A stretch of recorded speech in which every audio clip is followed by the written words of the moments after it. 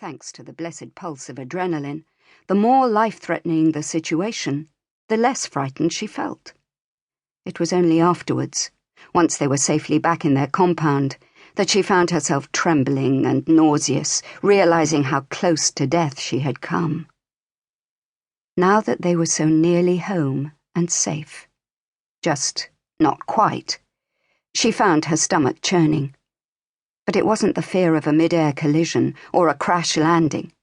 What she dreaded most right now was that in a few days' time, this rowdy bunch of rough-carved individuals would be split up, probably never to live and work together as a group again. Over the past 6 months, they had become more important to each other than anyone else in the world. They'd shared such highs and such lows, seen all life and all death, supported each other through moments more extreme and more intimate than she'd ever imagined. They had become closer than any family. But now they would be going their separate ways. It felt like a small bereavement. "Cut it, Jess. No time for soppy thoughts." She rubbed the skin behind her ear, just above the joint of her jaw.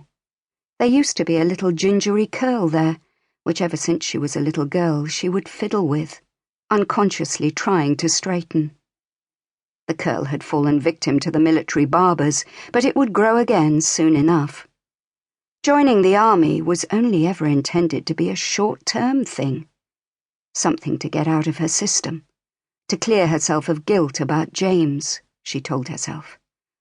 Now she could get back to real life, to her job as a paramedic, to her family, to Nate. Nathaniel, Nathan, Naz, Nate. He had a different name for each part of his life. Nathaniel to his immigrant parents, proud to vaunt their Christian heritage in the freedom of their newly adopted country.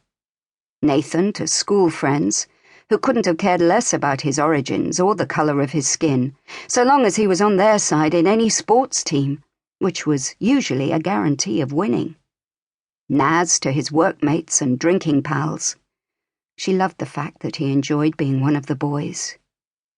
Nate to Jess.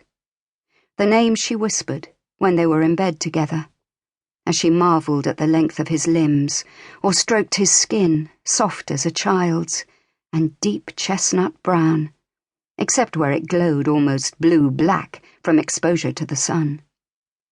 Nate, as she buried her fingers in the tough, twisted tendrils of his hair when he kissed her breasts.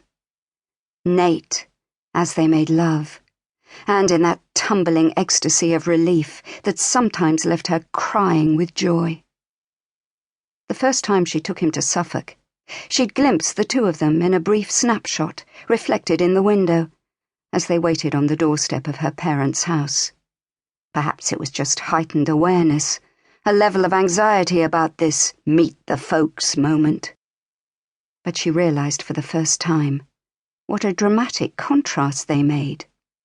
Though at the peak of fitness and a good 5'6", she appeared positively petite beside him, almost ghostly pale and insubstantial, with her freckly skin and ginger elfin cut. At 6'3", he cut a powerful, imposing figure, lithe and athletic, in his smartest skinny jeans, shoulder-length dreadlocks neatly restrained into a ponytail.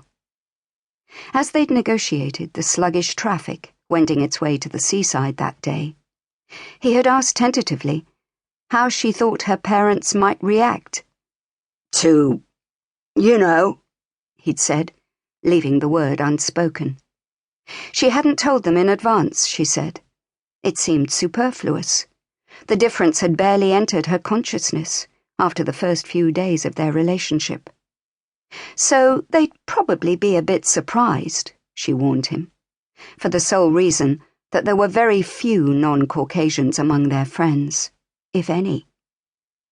As her mother, Susan, appeared at the other side of the glass, ready to open the door, the smile seemed to freeze on her face for a fraction of a second. But within moments, both parents had